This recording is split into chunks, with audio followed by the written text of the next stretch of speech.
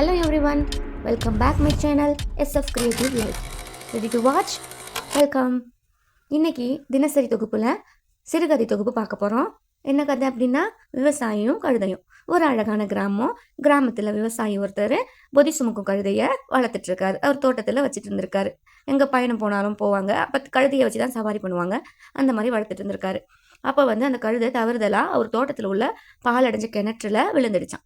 விழுகவும் ரொம்ப அலறல் சத்தம் தாங்காத ஓடி பார்த்துருக்காரு.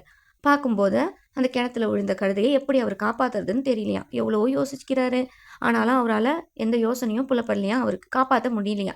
உடனே என்ன பண்ணுறாரு, இது ரொம்ப வயசான கழுதையாம், இதை காப்பாற்றுறதுக்கு வெளியே நம்ம காப்பாற்றினாலும் செலவு அதிகமாகுமா, கழுதையோட செலவு அதிகமாக இருக்குமா. அதனால் என்ன பண்ணுறாராம், அவர் ஒரு யோசனை செய்கிறாராம். மண் திட்டிலேருந்து மண் அள்ளி இந்த கழுதை இப்படியே மூடிடுவோம் அப்படின்னு சொல்லிட்டு யோசனை பண்ணுறாராம்.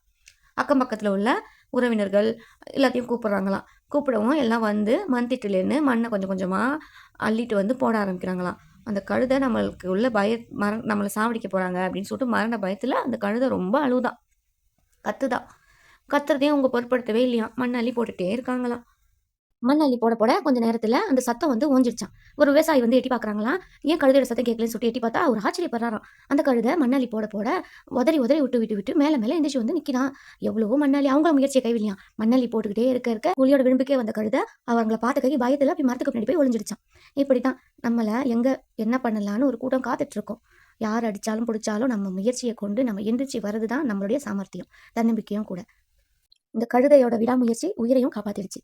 நம்மை நோக்கி வீசப்படும் ஒவ்வொரு கல்லையும் சாமர்த்தியமாக பிடித்து படிக்கற்களாக்கி கொள்ள வேண்டும். எத்தனை பெரிய குழியில் நீங்கள் விழுந்தாலும் இத்தோடு நம் கடை முடிந்தது என்று கருதாமல் விடாமுயற்சி என்ற ஒன்றை கொண்டு நீங்கள் நிச்சயம் மேலே வரலாம். இந்த கதை பிடிச்சிருந்தா லைக் பண்ணுங்க, ஷேர் பண்ணுங்க, சப்ஸ்கிரைப் பண்ணுங்க. பாய்.